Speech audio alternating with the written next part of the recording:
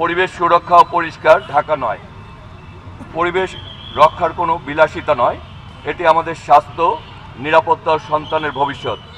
অপরিচ্ছন্ন রাস্তা, ময়লার স্তূপ, ড্রেনের দুর্গন্ধ এসব থেকেই রোগ, জলাবদ্ধতা ও দুর্ভোগ তৈরি হয়।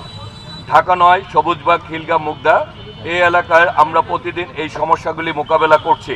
এই বাস্তবতা থেকে আমরা বলি, পরিষ্কার ঢাকা নয় মানেই সুস্থ ঢাকা নয়।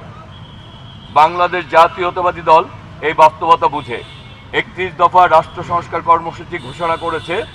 এই 31 দফা অন্যতম লক্ষ্যই হচ্ছে নাগরিক স্বাস্থ্য ও নিরাপদ পরিবেশ, কার্যকর স্থানীয় সরকার, ড্রেনেজ ও বর্জ্য ব্যবস্থাপনার স্থায়ী সমাধান, তরুণদের সম্পৃক্ত করে পরিচ্ছন্নতা আন্দোলন।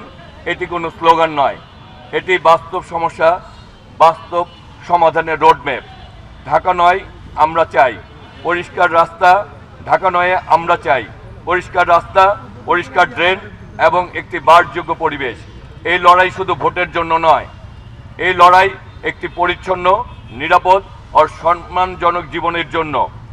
আসুন আমরা সবাই মিলে অঙ্গীকার করি, নিজের ঘর থেকে শুরু করি, নিজের এলাকা পরিষ্কার রাখব এবং বিএনপির 31 দফা বাস্তবায়নের পাশে থাকব।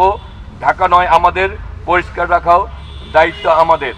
আমরা আমাদের দায়িত্ব যদি সুচারুরূপে পালন করি, আমরা এই আন্দোলন আমরা যদি নিজেরা প্রথম শুরু করি এবং আমাদের বাসাবাড়ির থেকে শুরু করি এবং সমাজের আমরা সকলকে অংশগ্রহণ করার জন্য উদ্বুদ্ধ করি, আমরা যদি আমাদের নিজেদের দায়িত্ব পালন করি এবং পরবর্তীতে আমরা এটিকে সামাজিক আন্দোলনে সকলকে সম্পৃক্ত করি এবং যে আমাদের যে স্থানীয় সরকার যে প্রতিষ্ঠানগুলি রয়েছে এগুলিকে সকলকে সমন্বয় করে আমরা যদি আমাদের কাজগুলি সঠিকভাবে করতে পারি, ইনশাল্লাহ সবাই মিলে আমাদের এই সীমিত সম্পদের সর্বোচ্চ ব্যবহারের মাধ্যমে অগ্রাধিকার ভিত্তিতে আমরা এগিয়ে যেতে পারবো। তবে আমাদেরকে আমাদের নিজেদের দায়িত্বের ব্যাপারে সচেতন থাকতে হবে। আমরা আমাদের বাসা থেকেই আমাদের এই আন্দোলন শুরু করতে হবে, যাতে আমরা আমাদের ময়লা আবর্জনা আমাদের পরিষ্কার পরিচ্ছন্নতার দিকে খেয়াল রাখি এবং সবাই মিলে এক এক করে এটার সাথে সবাইকে সম্পৃক্ত করে আমরা যাতে এগিয়ে যাই। আমরা আগামীর বাংলাদেশকে গড়তে চাই, আগামীর বাংলাদেশ আমরা ঢাকা নয়কে গড়তে চাই।